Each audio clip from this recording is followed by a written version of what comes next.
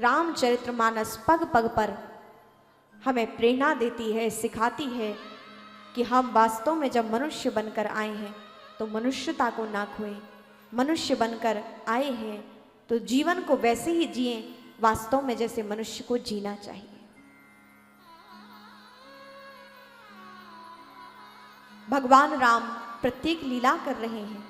आज सुमंत जी खड़े हुए हैं कि हम क्या जवाब देंगे। भगवान श्री राम सुमंत जी से कहते हैं कि आप हमारे लिए पिता तुल्य हैं, उतना ही सम्मान आपके लिए है।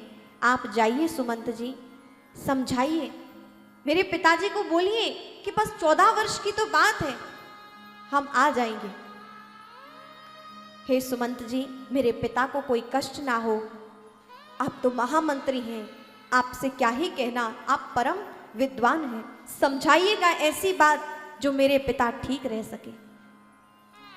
सुमंत जी से जाना नहीं हो रहा है, लेकिन भगवान राम ने प्रणाम किया, सुमंत जी को विदा कर रहे हैं। और भगवान राम तमसा नदी के तट पर प्रणाम करते हुए वहां से निकलने लगे और छोड़ दिया समस्त अयोध्या वासियों को सोते हुए। समस्त अयोध्या वासी उसी नदी के तट पर लेटे हुए हैं कि भगवान राम हमें लेकर जाएंगे। और भगवान प्रातः काल उठते ही शीघ्र सुमंत जी को प्रणाम करते हुए वहां से निकल पड़े और कहते हैं भगवान तो आ गए, लेकिन अयोध्यावासी जो ही प्रातः काल हुआ भगवान राम को खोजते, सीता जी को खोजते, लक्ष्मण जी को खोजते। जब भगवान को कहीं नहीं देखा तो सारे अयोध्यावासी बिलक बिलक कर रोने लगे, हे राम आप हमें छोड़कर चले गए, क्या अयोध्यावासियों को आपसे प्रेम नहीं था या आपको अयोध्यावासियों से प्रेम नहीं?